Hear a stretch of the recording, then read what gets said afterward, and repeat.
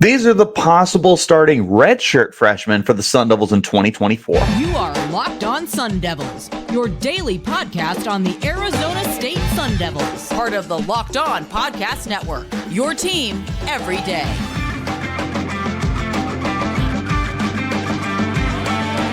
Welcome back to the Locked On Sun Devils podcast, part of the Locked On Podcast Network, your team every day. My name is Richie Bradshaw, and I will be your guide for everything Arizona State Sun Devils. Thanks as always for tuning in and making us your first listen of the day. And of course, a shout out to my everydayers who are here every day. Wherever you're getting your podcast, hit like, subscribe, and turn on those notifications to get an update whenever we post new content. You can stay in touch with that content by following me on Twitter. You can find me at RichieBrads36 and the podcast as well at LO_Sun Devils. Today's episode is brought to you by Game Time. Download the Game Time app, create an account, and use code LOCKEDON for $20 off of your first purchase. Ladies and gentlemen, boys and girls, it is time that we wrap up our series here of talking about the potential starters for the 2024 Sun Devils. Although we could do returning starters, I feel like that's very tongue-in-cheek. If you guys want it, we can do it. But right now, I feel like this is a good place to stop. We talked about transfers on Tuesday. We talked about true freshmen yesterday. And now it's time to talk about the redshirt freshmen. And the reason why I feel it's important to talk about the redshirt freshmen is because of how many there are. Last year's recruiting class did not see a lot of playing time. Short of CJ Fight and a couple other guys, I know Kyran Brown saw some pretty significant playing time as well. There really was not a lot of true freshmen last year. Keith Abney was another one, Sean Na'a. Outside of those few examples, you really didn't see too many true freshmen from the 2023 class get significant playing time. And this was something that Kenny Dillingham had always envisioned. He told these kids up front, hey, man, you are probably looking at a redshirt season. Are you sure you want to commit here? And the guys did. And most of these guys came back. And that speaks volumes about what you're building inside of your organization and inside of your program is you are building a culture. You are building upon these young guys who want to be the eventual cornerstones for this team. Are they going to be redshirting forever? Are they going to be backups forever? Probably not.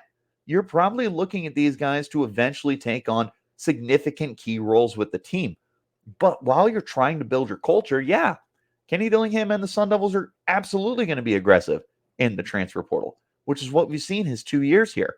But these guys are going to get playing time. And there's 5 guys who really stand out to me in particular of the plethora of guys, but I also want to go through real quick a handful of other guys who I could potentially see getting some playing time.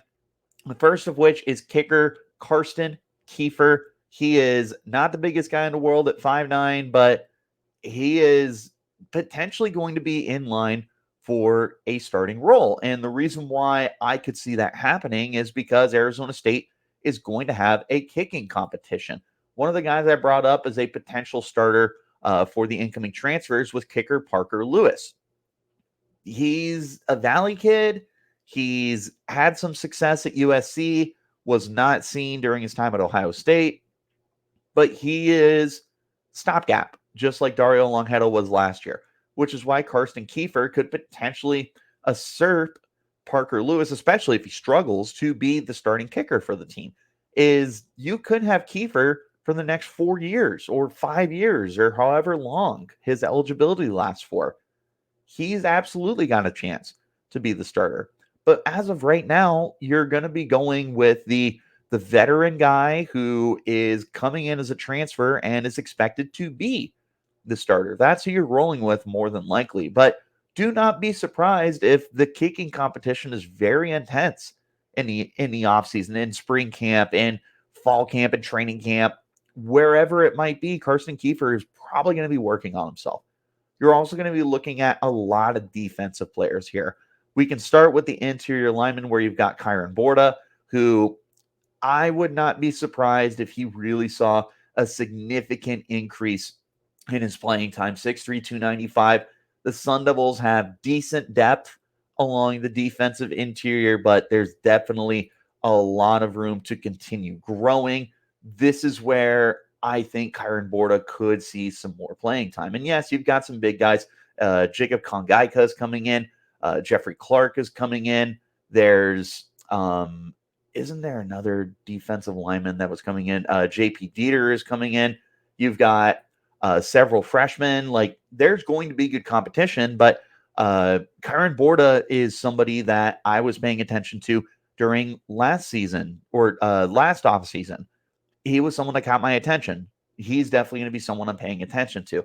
At linebacker, Kavian Thunderbird has potential to find a starting role. There's a lot of rotation going on at the linebacker spot. We saw Tate Romney get a lot of time last year. Crew Jackson is still on the roster. You've got Caleb McCullough's coming back, and then you've got the transfers, of course, with Jordan Crook and Kayshawn Elliott is also one of the guys that's coming in, but oh man, who was the San Diego State guy that's coming in? Cyrus Fiasu. You've got guys that are coming in, but Kavian Thunderbird's got a year under his belt, a redshirt year under his belt to develop and learn the system. It's still the same system. I wouldn't rule him out. And he was a good 3-star kid that was coming out. They were really excited about him. Don't rule him out as a starter. Two more defensive backs, Keontez Bradley and Lenox Lawson are two more guys that I'm really interested to see. Lenox Lawson really has my attention right now for guys that could potentially walk into starting roles this year. There's a lot of transition that's going on in the secondary, and Lenox Lawson really has my attention as somebody who could potentially play in the slot at 5'10", 172. He's a Valley kid at Red Mountain High School out in Mesa. Keontez Bradley is a big kid, 6'2", 185, out of Mansfield Senior High School in Mansfield, Ohio. You have the size of him that's going to make him really interesting to be a boundary guy. And these guys might also find themselves at safety. Like, there is so much competition that's going on with the defensive backfield, and it's going to leave guys with opportunity to come in. And like, you've got veterans coming back, Mason Williams, Ed Woods, you got Roman Rashada. There's no shortage of competition back here. But again, like what I said with Kavian is they got a year under their belt. They're working with Brian Carrington for a second year. They're still in the same scheme with Brian Ward. There's going to be opportunity for them to continue to build and get better. And that's why I would not rule those guys out. We're going to go ahead and jump now into the guys that I have listed. We'll go ahead and start with the really obvious one, and that's Montana Warren. If you have been following this podcast, you know that this is a Montana Warren fan account. He is a beast. And unfortunately, we missed him last year, not because of bad play or trying to learn, but because of injury. He had a injury early on at Camp T and was essentially just knocked out for the year. And the Sun Devils did the right thing in letting him take his time to get back and be 100% healthy. It was a real bummer to lose him because in training camp, oh my God, he was all over the place. They put him in the slot. They dropped him deep. He played outside. He played near the line of scrimmage. He was the biggest chess piece that they had to move around the defense. You could tell that the Sun Devils had plans for him. And you can also tell that he had the talent and the enthusiasm to be that guy on defense. Well, he's coming back. And he's got a year under his belt. He's healthy. He's been studying tape. There's no doubt that he's going to pick up where he left off. At least I don't doubt it. Maybe some people will. But I think Montana Warren's going to come back and he's going to be just fine. And when, not if, when he's healthy, I'll die on this hill if I have to. You are going to struggle to keep him off the field. I've said that for a handful of guys. This is nonetheless true for redshirt freshman Montana Warren. To me, he stands out more than everybody else. This is a potential starter for the team as a redshirt freshman. Yeah, you've got a lot of guys at safety. yes, you got lots of good competition at corner, but with a guy of Montana Warren's caliber, he's coming from Marshall High School in Marshall, Texas. I said this about CJ Fight. I've said this about a handful of other guys. If he plays anywhere else in the country, he's a 4-star. But he played at Texas, so he's a 3-star. And my goodness, does he have – he looks like the 4-star that you would anticipate him to look like. He fits that role. He is that talented. He is absolutely the player that I look at as a potential plug-and-play starter for this team. He's a beast. I've used the term plug-and-play quite a bit in this series. I don't know that I like anybody more than Montana Warren to come back from injury and immediately be a starter for this team and immediately be a big-time difference maker for the team. Very, very, very excited to see Montana Warren back in the lineup. And I envision him as, if he's not a big guy this year, he's going to be a big guy next year. I promise you, no matter how long it takes, whether it's this year or next year, because he could very well take some more time to develop this year with the depth you have at safety, with Shamari Simmons, with Xavier Alford, with the other guys they brought in, Kamari Wilson, the kid from New Mexico, Ghost Rouser. Like, there's a lot of safety talent back there that is going to be really difficult for him to separate himself from the competition. But again, one of the things he does well is, everything. So you just find a spot for him. You find a spot for Montana Warren on the field. You watch number 18 work. He's going to be a difference maker. I 100% view him as somebody that is just going to be so important and pivotal to the success of the Sun Devils defense this upcoming year. But there's a handful of other guys that I want to talk about as well, and we'll get to them in just a moment. This is the Locked On Sun Devils podcast, part of the Locked On Podcast Network, your team every day. You shouldn't have to worry when you buy your tickets for your next big event. Game Time is the fast and easy way to buy tickets for all the sports, music, comedy, and theater events near you with killer last-minute deals, all-in prices, views from your seat, and the best price guarantee. Game Time takes the guesswork out of buying your tickets. Game Time is the only ticketing app that gives you complete peace of mind with your purchase. You can see that seat before you buy and know exactly what to expect when you arrive. All-in prices are going to show you the total up front, so you know you're getting a great deal before you check out with no hidden fees. You can get those tickets in seconds, just 2 easy taps. They also have deals on tickets right up to the start of the event and even an hour after it starts. It's the place to get those last-minute tickets with exclusive flash deals and sponsored deals on tickets for football, basketball, baseball, concerts, comedy, theater, and more. There's zone deals too. So you pick the section, Game Time picks the seat for big time savings. And again, that Game Time guarantee means you're always getting the best price. That means if you find tickets in the same section and row for less, Game Time is going to credit you 110% of the difference. Take the guesswork out of buying tickets with Game Time. Download the Game Time app, create an account, and use code LOCKEDON for $20 off of your first purchase. Terms apply. Again, create an account and redeem code LOCKEDON for $20 off of your purchase. Download Game Time today. Last minute tickets, lowest prices guaranteed.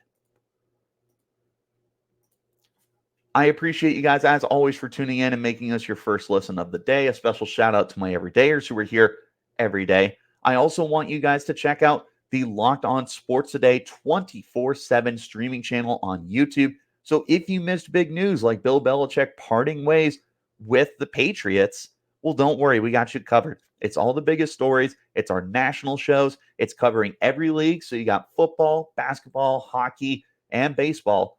And they're going to be covering you from the collegiate level to the professional level. Check it out. It's awesome. Give yourself something to listen to 24/7. Back into our conversation. Another few guys to talk about now for potential redshirt freshmen to be starting as redshirt freshmen. It's as simple as that. We're going to talk about a receiver who actually got a little bit of playing time last year, and that's Kaleb Black. Kaleb Black he got, I believe, 4 carries and 1 catch on the year. He didn't do too much with them, but he saw the field a little bit towards the end of the season. And that, to me, kind of speaks to the fact that the Sun Devils want to be able to get him involved a little bit. He's a little bit of a smaller little spark plug at 5'9", 170. But again, they got him the ball, and he's a quick kid. He can make those cuts and adjustments. I see him as someone that you kind of manufacture touches for. That's what they looked like they were doing at the end of the year. So why not continue to do it? There's a lot of good receivers. Elijah Badger, Troy O'Mary, Xavier Guillory, Jordan Tyson.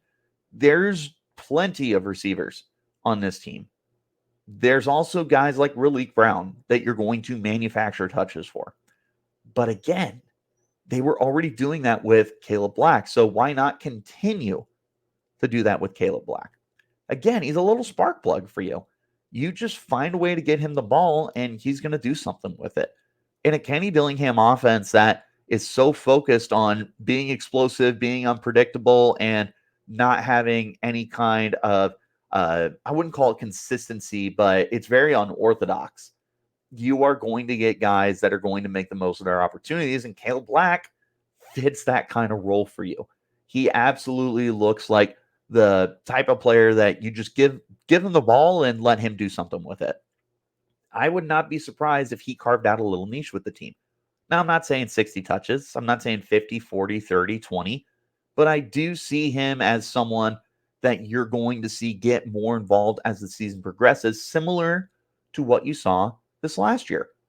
We didn't see much of Kaleb Black to start the year, but the last 3 games, he was on the field. He was getting jet sweeps. They were trying to get him the ball underneath.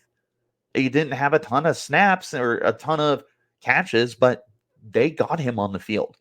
That's why I really like him to potentially find a significantly bigger role. And if he makes the most of those opportunities, who knows? Maybe by the end of the year, he is starting.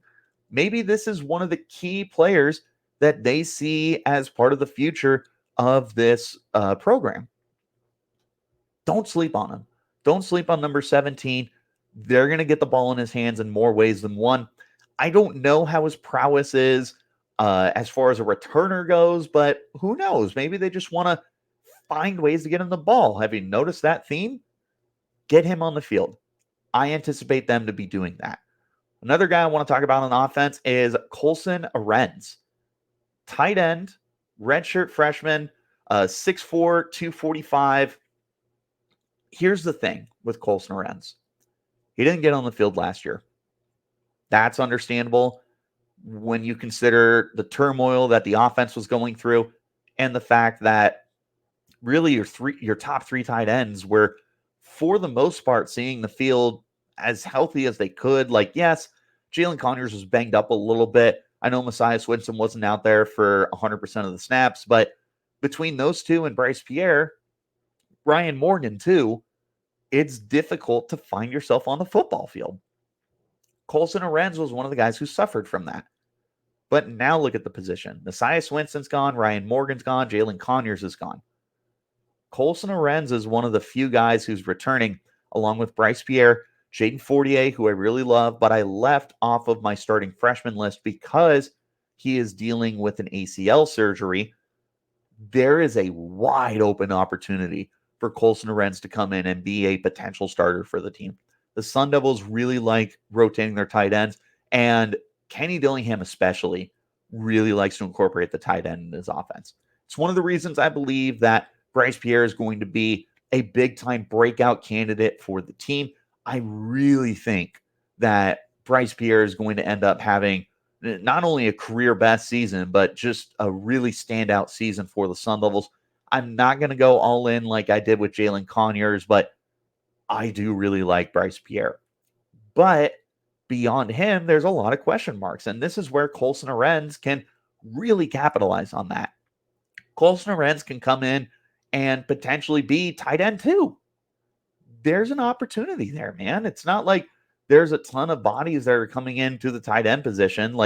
You've got guys like Marqueston Douglas and Cameron Harple that are coming in through the transfer portal, but they're not guaranteed anything. And Marqueston Douglas in particular at 6'4", 285, I don't know how much you're wanting to throw the ball to him as much as you want him in line, especially when they start getting into those heavy sets. That's not to say he can't do it, not at all.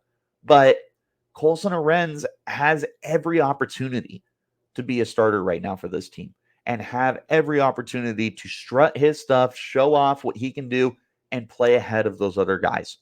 Really, really, really interested to see how Colson Arends is going to play this offseason through spring ball, what he does during the summer, how he comes out in training camp and fall camp and every single week. There's a chance for good playing time for him. He's got some competition, sure, but there's no reason he can't stand out amongst those guys. Now, there's two more guys in particular I want to talk about before we wrap up with the obvious guys that I left out. We're going to get to those in just a moment. This is the Locked On Sun Devils podcast, part of the Locked On Podcast Network, your team every day. The NFL regular season is wrapping up, but don't worry, there's still time to get in on the action with FanDuel, America's #1 sportsbook. Right now, new customers can get $150 in bonus bets guaranteed when you place a $5 bet. That's $150 in bonus bets, win or lose. The app is easy to use, and there's so many different ways to bet. You can go to live same-game parlays. You can find those parlays in the Parlay Hub. It's the most popular way to find those popular parlays. You can find bets in the new Explore tab and more. Visit FanDuel.com/lockedon and make your first bet a layup. FanDuel, official partner of the NFL. One more time, I want to shout out you guys for making us your first listen of the day. And a special shout out to my everydayers who are here every day. Again, if you guys have not checked out the Locked On Sports Today 24/7 streaming channel on YouTube, I really encourage you guys to do it. You're going to be caught up to date on everything, like Bill Belichick moving on from the New England Patriots, like the other coaching moves that have gone on throughout the week, all of the transfers that are going on. Stay up to date. Check out Locked On Sports Today 24/7. It's the first ever of its kind. We're going to wrap up our conversation with two trench players, and then I want to address the elephant in the room for guys that I left out. We'll start with Landen Thomas. Thomas is a pretty sizable guy coming in, and that's the reason why I give him the edge over some of the other guys. Landen Thomas at 6'4", 275. Really interested to see where they're going to line him up. He's somebody that also kind of caught my attention. I had Kyran Bourda on here earlier. The reason why I had Bourda was I feel like he could play on the interior. With Landen Thomas at 6'4", 275, I think you can get kind of creative with him. You can have him line up outside. You can split him inside. Who knows? Maybe you can get him to play at a 4-point stance. I'm interested to see what you do with him because there's a lot of defensive line competition this year. We can't forget about the guys returning like Sam Benjamin, Tristan Monday, Anthony Cooper. There are guys here. But as I have said with everything else, it's a wide open competition. And there's no reason that Landen Thomas can't find a way to stand out on this defensive line. Him and Kyran Bourda are guys that I'm really, really interested in. I know I had Bourda as an honorable mention, but the more I think about it, I think him and Landen Thomas are both neck and neck for me. They push very different buttons for me. Landen Thomas, I'm excited to see what they do with him. Kyran Bourda, I'm not going to lie, the idea of him and CJ fight for the next 2 years, that's really exciting. Especially everyone knows how I am with CJ fight, so won't continue to feed a fed horse on that one. Landen Thomas, really interesting because he can do so many different things for you. I'm just so curious how they're going to line him up. But they're going to find a role for him. And as long as he brings his A game, he's going to be able to compete. One more trench guy I want to talk about is Joey Sua. Sua actually saw a little bit of playing time for the Sun Devils last year. Big lineman, 6'4", 346. There was a lot of rotation along the offensive line. I know that Sean Na'a saw some pretty good time, and he actually played enough to be a true sophomore rather than being a redshirt freshman. Sua is such a big body. I'm so interested where they put him. Is he a right tackle? Is he a massive guard for you? Do you try and develop him for the left side? Wherever you end up putting him. I mean, you're talking about just a wall. 6'4", 346. You're not going to find guys that are as big as Joey Sua to be able to plug into your offensive line. Having Sua out there is going to give you such a size advantage over who he's lining up against. I mean, if you place him on the interior, he's going up against nose guards and all that, sure, but there's still a really good chance he outweighs them at 346. And I got news for you. He's not fat. He is built. He can bench press 2 million pounds. I don't know the actual number, but he's definitely someone that plays up to his size in the best way possible. There is a starting role pretty much at every offensive line spot right now. It's wide open. And for Sua to be able to potentially play inside or outside, just depending on how he looks, you're talking about versatility that could find him in the lineup. I've said this before when it comes to the offensive line. Start your best 5. Worry about the alignment later.